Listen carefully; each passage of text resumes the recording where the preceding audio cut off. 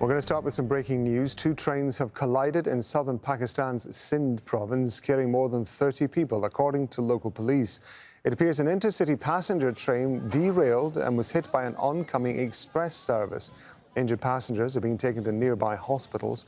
It's not yet clear what caused the derailment and the subsequent collision. Kamal Hyder is joining me now from Islamabad. Obviously, we're in the early stages of this incident, Kamal, but what else do we know?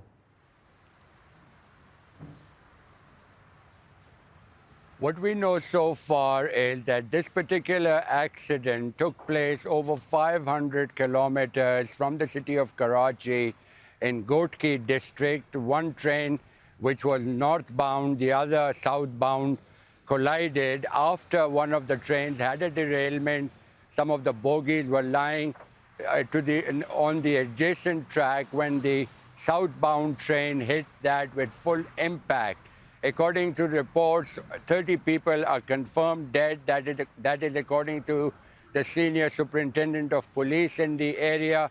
Rescue efforts were hampered and are still being hampered because heavy machinery is needed to cut through the metal to get to those people who may have survived this terrible accident.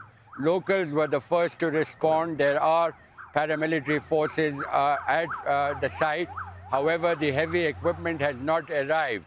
And this is indeed a terrible accident on a stretch of railroad which is obsolete, and there have been other accidents on the same track in the past as well. Kamal, just as you've been talking to us, we've been looking at some of the pictures from the scene, and we can see at least one of the passenger carriages overturned, possibly one of the other carriages as well from the other train. Unfortunately, this is a situation that we do regularly report on at Al Jazeera. Just talk us through the safety record of Pakistan's railways. Well, first of all, it should be remembered that most of Pakistan and India's railway system was set up by the British. There was a modernization in the late 50s, early 60s.